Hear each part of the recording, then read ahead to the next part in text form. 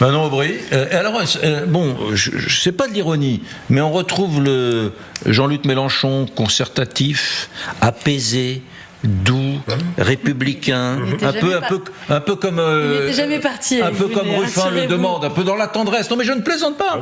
Il donne des interviews comparables à celles qu'il donnait avant la présidentielle de 2000. C'est plus le même, c'est plus disruptif. Le punk. Je pense qu'il garde à la fois les objectifs politiques et la nécessité de sortir de la brutalité sociale qui a été créée par ce gouvernement, et avec une vraie volonté. Quand on dit qu'on veut, par exemple, augmenter le SMIC à 1 600 € net, on veut vraiment le faire parce que ça va soulager des gens. Quand on dit qu'on veut abroger la réforme des retraites, on veut vraiment le faire parce qu'on pense que ça va soulager des millions de Françaises et de Français. Et Jean-Luc Mélenchon, vous savez, non seulement il a une vie politique assez longue derrière lui, pour sentir à la fois la menace que représentait l'extrême droite. Enfin, on sort quand même d'un scrutin où pas un seul sondage, pas un seul, a donné le nouveau Front Populaire en tête. Donc c'était une surprise, je dois vous le dire, pour être tout à fait franche et honnête, y compris pour nous-mêmes, y compris quand on s'est réunis en fin d'après-midi pour préparer le scrutin avec Jean-Luc Mélenchon et tous les cadres dirigeants de la France Insoumise. Et ce n'était pas notre scénario privilégié, parce que on nous a répété du matin au soir que c'était pas l'hypothèse la plus probable. Mais on l'avait travaillé aussi, et on a le sens de l'histoire et des responsabilités. Et donc Jean-Luc Mélenchon, mais comme tous les autres insoumis, j'ai envie de dire comme tous les autres au nouveau Front Populaire, on sait qu'à partir du moment où on est arrivé en tête, on a un devoir, une responsabilité qui est celle de former un gouvernement et d'essayer de changer la vie des Françaises et des Français, parce que manifestement c'est pour ça qu'ils ont à 7 minutes, Yves Tréhard, je vous passe le micro tout de suite, mais à 7 minutes, il y a des gens qui paniquent. Je pense aux boulangers, aux pâtissiers qui disent 1 600 € de SMIC. Avec les charges, ça va me coûter 3 500 €. Qu'ils soient rassurés. Je veux dire 3 500 €, je pourrais pas. Je veux dire aux PME, aux artisans, aux commerçants de ce pays, d'abord, qui sont le premier vivier d'emploi dans notre pays, contrairement à ce qu'on nous rabâche du matin au soir, que si on augmentait les impôts des grandes entreprises multinationales, elles quitteraient, alors que ce sont ces entreprises qui sont les premières à donner de l'emploi. Et c'est pour ça que notre projet se pense comme un tout, pas seulement l'augmentation du SMIC, mais aussi un programme d'aide aux petites entreprises. Et ça fait partie des choses que l'on veut faire adopter. Et j'ajoute que pour les petites entreprises, rétablir de la justice fiscale, faire en sorte que les petites entreprises dans notre pays payent moins d'impôts que les très grandes entreprises multinationales, ce qui est très loin d'être le cas, c'est aussi un de nos objectifs. Donc vous souhaitez diminuer la fiscalité qui pèse sur les PME, donc les PME françaises. Ce que je vous dis, c'est que paieront moins d'impôts. En moyenne, les petites entreprises payent 2 à 5 fois plus d'impôts que les grandes entreprises multinationales, notamment en utilisant les paradis fiscaux au sein de l'Union européenne. Je le dis, c'était mon métier avant, de lutter contre l'évasion fiscale, donc je suis bien outillée pour cela, et ça fait partie des sujets auxquels on veut s'attaquer, parce que ce gouvernement d'Emmanuel Macron, je rappelle qu'une des premières choses qu'ils ont faites, c'est non seulement de supprimer de l'impôt de solidarité sur la fortune, mais aussi de supprimer l'exit tax, ce que payaient ceux qui quittaient la France pour payer le moins d'impôts possible. Ça fait partie des mesures pour rétablir de l'équité, de la justice et quelque part de la concorde aussi dans notre pays. Pour en revenir à Matignon, puisqu'on entendait Jean-Luc Mélenchon sur LCI, on sait que le nouveau Front Populaire va présenter des noms ces prochaines heures, c'est même vous qui l'avez annoncé. Quand exactement, et est-ce qu'il s'agira aussi de noms qui seront issus du Parti Socialiste, des écologistes, du Parti Communiste peut-être? Écoutez, on essaie de faire les choses dans l'ordre. Les choses dans l'ordre, c'est d'abord poser un principe et une méthode de travail en commun. Et j'ai dit qu'on allait présenter des noms à la fois pour le poste de Premier ministre, mais derrière il nous faudra aussi former un gouvernement. Mais j'ai aussi à cœur de ne pas briser l'unité du nouveau Front Populaire. C'est pour ça qu'à cette heure-ci, je ne vais pas vous donner un nom si c'est pas le nom qui est présenté de manière conjointe. Parce que la première chose à laquelle s'attendent la droite, l'extrême droite, Emmanuel Macron lui-même, qui manifestement, soit il est très mauvais en maths, soit il n'a rien compris au scrutin qui s'est passé hier, soit les deux, mais il n'a pas compris qu'il a perdu cette élection. C'est le nouveau Front Populaire qui est en tête, c'est à nous de former un gouvernement, et j'ai à cœur de maintenir l'unité de ce Front Populaire, et donc que l'on puisse présenter un nom ensemble, en commun, dans les heures qui viennent, pour former un gouvernement. Tout le monde se frotte les mains en disant... D'ailleurs, je crois le contraire, moi. Mais bon, bref. Tout le monde se frotte les mains en disant, tu verras, mon petit coco, ce nouveau Front Populaire, ça va pas durer autant que les impôts. J'y crois Parce pas, que quand on voit sur la question nucléaire, les écolos, la France Insoumise, ils sont tous en désaccord, les communistes... Voilà. J'y crois pas, monsieur Brunet, je vais vous dire pourquoi. Parce que... Vous croyez que ça va durer? Je pense que ça peut durer pour une raison simple, c'est qu'on est dans une situation aujourd'hui de fracture de la société. J'en ai conscience. Et je pense que notre rôle et de responsabilité, c'est de réunir les Françaises et les Français sur des attentes, notamment en matière sociale, qui sont très fortes. J'en j'entendais que quand nous disions que nous allions abroger la réforme des retraites, on nous disait mais c'est brutal de faire ça. Pardon, mais cette réforme, elle a été adoptée par 49.3, elle n'a aucune légitimité populaire dans le pays, et j'ai du mal à imaginer que les gens descendent en masse dans la rue, qu'il y ait des millions de personnes qui descendent dans la rue pour dire non, cette réforme des retraites, on la veut absolument. Regardez, moi Donc, qui suis peignant, je rêve d'avoir la retraite à 50 ans. C'est pas ce qu'on les propose. Français vont pas se mobiliser. C'est pas ce qu'on propose, Monsieur Brunet. Oui. On propose juste de Vous revenir devriez en essayer arrière. 50 ans. Non, on propose de revenir en arrière sur les 2 ans de plus auxquels le gouvernement nous a forcé le peuple français à travailler. C'est largement finançable et on propose de le faire de manière immédiate puisqu'il suffit d'un décret. Et ce genre de choses, je crois que c'est de nature aussi à réconcilier les Françaises et les Français avec la politique. Je vais au bout de ma pensée. Si demain, le président de la République persiste dans son déni total du résultat des élections et qu'il refuse de nommer un Premier ministre issu du nouveau Front populaire, qu'est-ce qu'on va dire aux électeurs? Qu'ils ont voté, certes pour une majorité relative, j'en ai conscience, c'est pas une majorité absolue, mais qu'ils ont mis le nouveau Front populaire en tête et qu'on ne nomme pas un Premier ministre issu du nouveau Front populaire. Mais les gens vont être en colère et c'est légitime. Comment ils vont y croire? Comment ils vont encore croire à la politique? Et ce serait, je crois, même un coup de force démocratique qui serait à la fin négatif et nocif. Même Tréhard du Figaro dit qu'il est obligé. Il y a 2 choses. Effectivement, à mon avis, il est obligé de commencer par là, mais ça ne sera pas la fin. C'est-à-dire qu'il va commencer par là, ça sera impossible. Il va passer à un registre suivant, à un autre bloc. Il n'ira pas jusqu'au 3e bloc, parce que le 3e bloc, c'est le Rassemblement national. Mais il va être obligé de composer pendant quelques temps entre les 2 blocs et il n'arrivera pas à trouver de majorité. Ces 2 blocs n'arriveront pas à trouver de majorité et on va arriver dans une crise institutionnelle. Vous n'avez pas peur d'échouer? C'est quasiment certain. Vous n'avez pas peur d'échouer? Je voudrais quand même apporter quelque chose à ce que je voulais dire tout à l'heure et qui concerne Madame Aubry. C'est qu'il y a une surinterprétation, et vous l'avez bien dit, il y a une surinterprétation de ce scrutin-là. Personne n'a gagné. Vous n'avez rien gagné. D'ailleurs, par rapport à l'élection... plus d'élus que les autres blocs. Vous n'avez rien gagné du tout, parce que ce dont on s'aperçoit en voix. C'est ça, c'est le phénomène de désistement qui a complètement changé cette élection. C'est la vie démocratique. Les désistements, il y en a à chaque élection. J'entends bien, mais quand on parle justement, on se dit, tiens, mais où sont passés les problèmes d'insécurité? Où sont passés les problèmes On n'en parle plus du tout, là. On n'en parle plus du tout. Alors que c'était quand même des sujets qui étaient au cœur de la campagne électorale jusqu'à présent et qui étaient au cœur de la problématique. D'ailleurs, c'était assez bizarre, des européennes, alors que ça n'avait pas grand-chose à voir. C'est le pouvoir d'achat, le premier sujet de préoccupation des européennes. Et le 3e, c'était l'intégration, c'était l'immigration et l'insécurité. Et donc, c'est ça qui est assez extraordinaire, c'est que moi j'ai très peur que cette crise elle débouche sur un jour une autre élection. Je ne sais pas si ça sera de nouvelles législatives ou une présidentielle, où là ça sera un raz-de-marée de ce qui ne s'est pas produit hier. Parce que justement il y aura un esprit de vengeance. Et là je peux vous dire qu'il y a, si vous faites des sondages, et on a commencé à faire quelques coups de sonde là dans la société, des gens qui ont l'impression que cette élection, on leur a volé. Et vous regardez, ils font 12 millions la semaine dernière, ils font 10 millions cette fois, ils font 2 millions de plus que l'ensemble de la gauche, et ils se retrouvent loin derrière, et loin derrière ensemble aussi. Il y a aussi beaucoup de Français qui sont rassurés d'avoir fait non, mais c'est quand même important. C'est quand même important. Oui, mais c'est une notion, c'est un thème qu'il faut qu'on aborde. Il est le président de la République obligé. Alors là, ça serait une autre escroquerie. Il est obligé de commencer par un Premier ministre venant des rangs du Front populaire, du nouveau Front populaire. Parce que la question est en suspens. Répondez à ça et après on reprendra ce thème très important de la victoire bafouée, etc.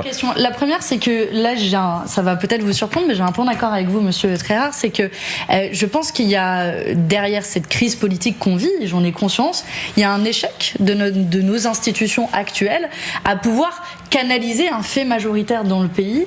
Et je pense que la Ve République est arrivée à son terme et à bout de souffle, et qu'à un moment, il faudra une grande refonte institutionnelle pour être en capacité. C'est ça, normalement, le politique, c'est le pouvoir du peuple, par le peuple, pour le peuple. C'est ça, la démocratie, et être capable de canaliser cela. Et c'est un chantier auquel on doit s'attaquer. Les institutions, elles n'empêcheront pas les gens de voter. La proportionnelle peut être une des premières lois, type 86. Vous seriez quasiment tous d'accord. Sur une proportionnelle type 86, qui permet quand même de dégager un fait majoritaire, mais qui est respectueuse aussi des volontés et des nuances chez les Françaises et les Français. Ça peut être une des perspectives. Et pour répondre à votre question que je n'ai pas oubliée. N'avez-vous pas peur d'échouer? Je vais vous dire, il faut prendre ce risque. Il faut prendre ce risque. Et si on doit gouverner aujourd'hui le nombre de mois nécessaires pour soulager les Françaises et les Français, je vous le dis, c'est très concret. Abroger la réforme des retraites, c'est des gens qui gagnent 2 ans de vie. Augmenter le SMIC, c'est très concret pour des gens qui tirent la langue tous les mois. Bloquer les prix des produits de première nécessité, c'est très concret. Parler de l'école 100% gratuite à la rentrée en septembre, c'est très concret. Et moi, je suis prête à prendre ce risque de la confrontation vis-à-vis du pouvoir, et je dois dire qu'on est prêt parce qu'on a travaillé très longuement ce programme et qu'on est prêt à prendre nos responsabilités. Vous savez ce qui s'est passé tout à l'heure, là, il y a 3/4 d'heure sur ce plateau, il y avait Alexis Corbière qui nous a dit, les yeux dans les yeux, il nous a dit abroger la réforme des retraites au Parlement avec les voix du RN, oui. Je les prends. Écoutez, il se trouve que j'ai écouté cet extrait, c'est pas tout à fait ce qu'il dit. Il dit, c'était pas très clair ce qu'ont raconté le Rassemblement National dans la campagne, parce qu'à un moment, Jordan Bardella a quand même parlé de la retraite à 66 ans, je le rappelle, mais globalement, ils ont fait mine d'être contre. Donc s'il devait y avoir un vote, certainement qu'il y aurait beaucoup de voix à l'Assemblée nationale. Mais par ailleurs, à l'Assemblée nationale, il n'y a même pas besoin d'avoir un vote. Ce qu'on parle, l'abrogation de la réforme des retraites, c'est un décret. Donc je peux vous dire, dans l'heure où le Premier ministre est nommé du nouveau Front Populaire. Je ne suis pas trop d'accord sur votre décret. Il faut que le président soit respectueux aussi du fait majoritaire dans le pays. Et je veux bien que le président de la République soit dans un déni total de réalité jusqu'à s'opposer au fait que le nouveau Front Populaire exerce le pouvoir. Ce que je pense profondément, c'est qu'à un moment, il faudra qu'il revienne sur Terre, tout Jupiter qu'il est.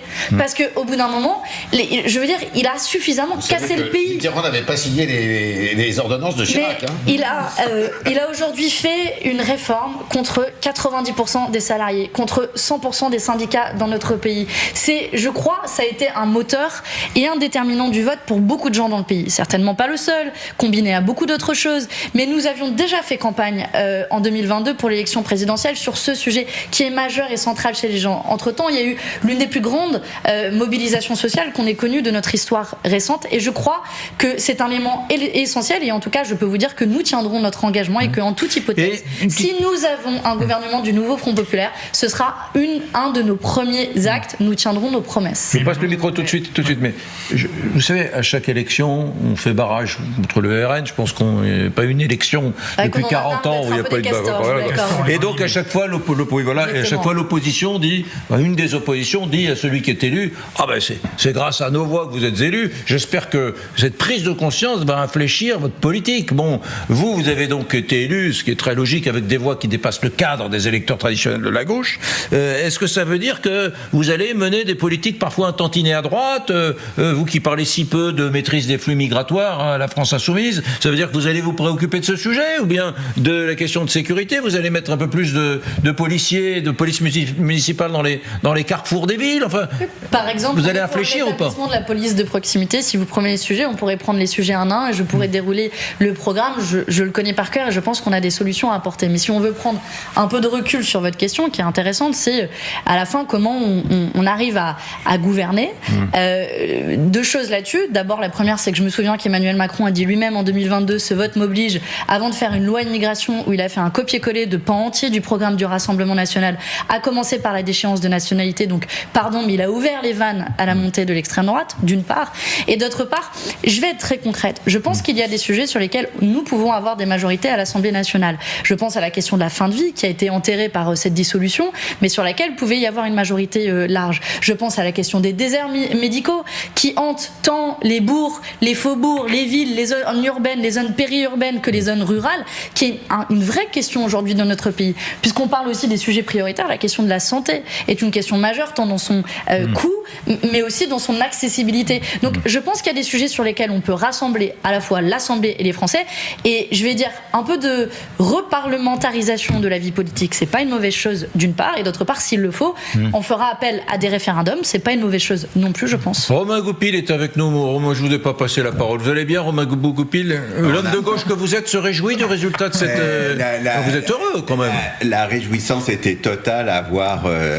c'est vraiment mauvais ce que je vais dire. la tête du Rassemblement national, imaginez Poutine, imaginez Mélanie, imaginez Orban, alors qu'ils avaient vendu, enfin c'était pour eux, ils avaient acheté cette défaite, le fait que Bardella allait accueillir les Jeux Olympiques, il allait être le 14 juillet sur la tribune pour voir défiler tout le défilé militaire, tout d'un coup, ça m'a réjoui.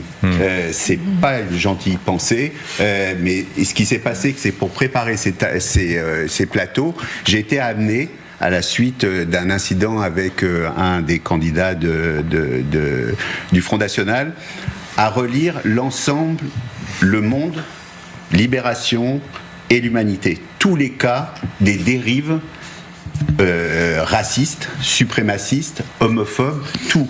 Et m'est venu un espèce de dégoût absolu, parce que c'est pas 3 brebis galeuses comme disait, c'était tout un troupeau galeux. Vous parlez des dérives au sein du RN. Des candidats qu'ils ont présentés. Mais c'était pas 3, c'était pas 4. C'était le musée des horreurs. Mais j'ai fait la liste. Et c'était des pages et des pages qui rassemblaient tout ce que je hais depuis que j'interviens ou depuis que j'essaye de faire en sorte que les choses s'améliorent. Il sera question du Rassemblement National il y avait quelque chose avec quelqu'un du Rassemblement National. C'était absolument terrifiant. Donc et bien sûr j'étais surpris, comme vous, comme tous, en disant mais là qu'est-ce qui s'est passé, c'est vrai que c'était dur au niveau des sondages, mais quand j'ai vu que ça s'inversait et qu'il y avait déjà absolument une certitude absolue en croisant toutes les sources qu'il n'y avait pas la majorité absolue, tout d'un coup on dit on va pouvoir respirer, on va pouvoir discuter. Et là qu'est-ce qui se passe ? Eh ben un cauchemar, c'est-à-dire que on parle d'Amélie Carrère qui a fait l'interview avec Jean-Luc Mélenchon. Le gros chaton Mélenchon. Quelques heures avant, à exactement 20h02, place Stalingrad, qui pose bien son nom, il a commencé à prévenir tout le monde, à menacer tout le monde en disant le programme, rien que le programme, tout le programme, fermant toute possibilité à un travail avec d'autres tendances, ils ont 182, c'est bien, c'est beaucoup mieux que tout ce qu'on pouvait... 182 propositions. Non, 182 députés. Ah, députés, oui, d'accord. Parce qu'ils ont 150 propositions. Manon Aubry a raison contre la loi immigration qu'a fait passer le gouvernement précédent avec M. Darmanin. Et donc, il propose l'abrogation de la loi immigration. Comment ça va se passer, d'après vous, à l'Assemblée nationale ? Comment ça va se passer ? S'il n'y a pas une coalition, s'il n'y a pas un intérêt, et si on ne fait pas un rassemblement, chacun en cherchant des moyens pour s'entendre. Non ! Le programme, rien que le programme. On a vu, place Stalingrad, le gouvernement Perroquet se mettre en place. D'accord. Le programme, rien que le programme, et après, chez Amélie Carrère, en disant c'est moi la solution. Ouais. Je suis la solution à ces problèmes. Mais non, comme avant, comme toujours, comme avec la NUPES et comme en général, Mélenchon est le pire pour la gauche et pour une idée Avant de libérer Manon Aubry, on va peut-être la laisser vous répondre. Non, mais j'ai écouté pendant... On n'est plus en campagne électorale, ça fait exactement... Absolument, mais on aimerait aussi entendre Manon Aubry, qui est notre invité, Romain Goupil. Elle a dit que tout se passait bien, que c'était très bien l'interview d'Amélie Carrère. Moi, je l'ai écouté à Stalingrad, j'ai pas trouvé ça bien. J'ai dit qu'il fallait rassembler le nouveau Front Populaire, et je pense que j'ai une voix plutôt rassembleuse ce soir, et on ne me prendra pas à défaut de rompre l'unité, parce que précisément nos adversaires politiques veulent cela. Et je le dis à tous les électrices et les électeurs de gauche qui, les 4 dernières semaines, avaient l'estomac noué. J'en faisais partie. On a eu des sauts d'émotions très forts pendant ces quelques semaines. Et hier soir, on a tous versé une petite larme d'émotion, en tout cas j'en fais partie, parce qu'on a cru, on a espéré, et finalement on a gagné. Et je crois qu'aujourd'hui on a gagné collectivement, et je laisserai personne détruire ce gain collectif. Pour le reste, sur la question du programme, je note que Olivier Faure, Marine Tondelier et d'autres ne disent pas autre chose. Ils disent si nous avons gagné, c'est sur la base du programme du nouveau Front Populaire, et nous n'allons pas gouverner pour faire une réforme des retraites avec laquelle nous sommes en profond désaccord. Ça ne veut pas dire qu'on va s'ostraciser, ça ne veut pas dire qu'on va violenter le pays, ça ne veut pas dire qu'on va encore plus diviser le pays, la manière dont le gouvernement actuel l'a fait. Non, il a dit que nous avons un programme commun, c'est sur celui-là que nous avons fait campagne, et c'est celui-là que nous allons appliquer. Laissez-nous la majorité absolue, donc il faut arriver à une coalition, et toute la foule scandait, toute la foule scandait pendant qu'il intervenait. Vous l'avez, le mot d'ordre, vous y étiez, je pense. Moi, j'étais sur le plateau télé à cette heure-ci, mais non, mais là c'était. J'étais avec la foule après qui scandait. D'ailleurs, avec Macron. Oui. Pas d'alliance avec Macron. Des milliers de personnes qui chantaient ça. Et donc, à 182 députés, comment vous voulez avancer pour faire avancer cette espérance? Merci Romain. Mais on n'est pas masochiste, on ne veut pas aller avec ceux qui ont été nos bourreaux ces dernières années. Il est évident qu'on veut construire autre chose. Vous voulez pas les électeurs de vos bourreaux. Vous voyez, c'est ça le problème. Écoutez, ce front, il a marché d'abord parce que, à la fois, on ne voulait pas du Rassemblement national, mais je crois qu'on ne voulait pas non plus des macronistes. Maintenant, laissez-nous. Non, on n'a pas marché main dans la main. Personne n'est d'accord avec les macronistes. Personne. Aujourd'hui, on va pas. On va pour prendre leurs électeurs. Vous voyez, c'est normal. J'étais d'accord pour barrer la route à l'extrême droite. Et c'est ce que nous avons fait. Le point commun, c'est celui-là. C'est se désister. Vous l'avez très bien dit. Désistement n'est pas ralliement. Et je serai demain, aujourd'hui, une opposante au programme d'Emmanuel Macron. Non, je ne fais pas comme Macron. C'est lui qui a créé le chaos social dans lequel on est. Et je pense qu'on peut réunifier le pays autour de ces éléments politiques qui vont apaiser les Français et qui, je pense, vont donner aussi une perspective positive. Merci Manon Aubry d'être venue nous voir, députée européenne de la France Insoumise et peut-être future première ministre, hein, c'est peut-être vous. Hein. On verra de quoi l'avenir est fait. Merci à vous. Merci d'avoir accepté. Dis pas non. Je vous ai dit l'unité du nouveau Front populaire, c'est ça qui m'importe.